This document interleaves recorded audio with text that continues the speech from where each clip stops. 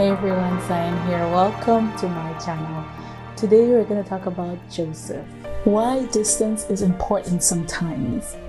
If you know the story of Joseph in the Bible, you remember that he was a dreamer and he had beautiful dreams, but his family did not necessarily accept the calling or his light to shine. So what they decided to do was to sell him over to slavery so that they would just get rid of him so he could stop being so boastful and so proud.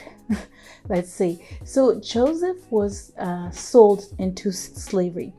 In Genesis 45:37, then that's fast forward, the story goes, and then Joseph said to his brothers, "I am Joseph.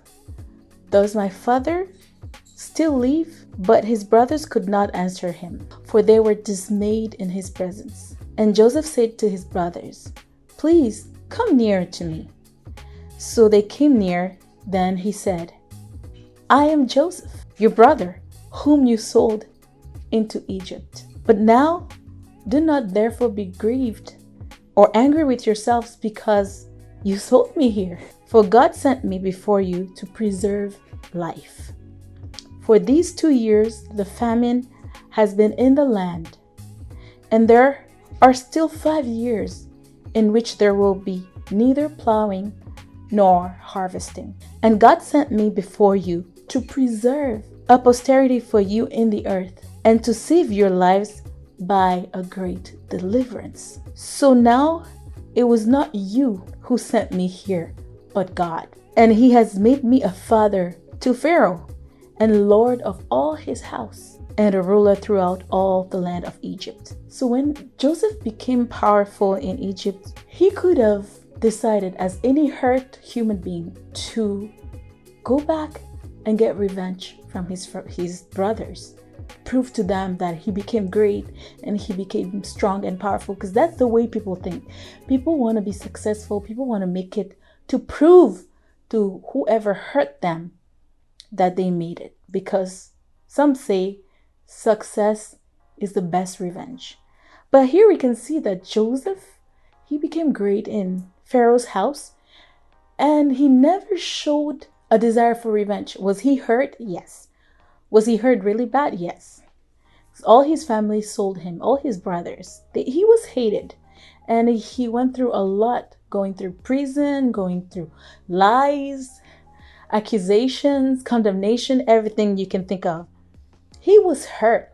And we can see that a lot of people go through that in these days in our life and society. People can hurt you really bad, lying about you, condemning you, judging you, talking about you.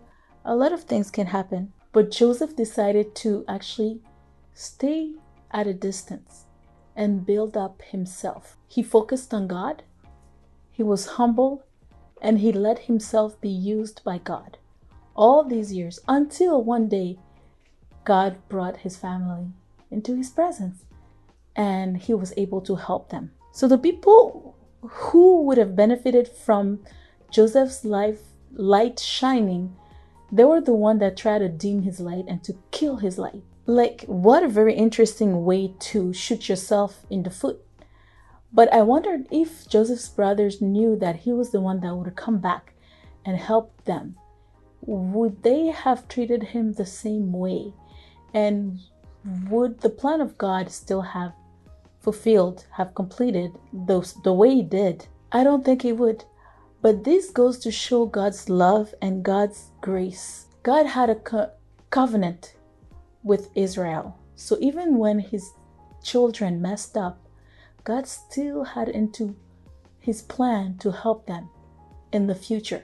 God knew that there was going to be that great famine for several years, and that there needed to be one person that was not selfish, that had a heart, that thought about others, that was generous, that was humble, that could forgive easily, that had love, to be able to help the whole family later. They didn't reap whatever they sowed. In this case, God's grace was extended to them. So you can see the Bible says that all things works for the good of those who love God. And we can see it clearly here that God used their evil plans, their jealousy. They actually used ignorance, bitterness, jealousy, pride to try to destroy Joseph's destiny. But they failed because that very thing they used, selling Joseph to slavery, is the thing that allowed Joseph to become a powerful man. So Romans 8:28 says, "And we know that in all things God works for the good of those who love him, who have been called according to his purpose." So my question to you today is, if you're going through so many things, whatever you're going through, lies, backstabbing, hurt, people not understanding you, people trying to dim your light, destroy your light, all these things, condemnation, judgment, do you love God? If you do love God, what is the situation right now that God will use for your good? Trust in God and never give up. That's all I wanted to share. I hope somebody's blessed, and I'll see you next time. Until then, take care.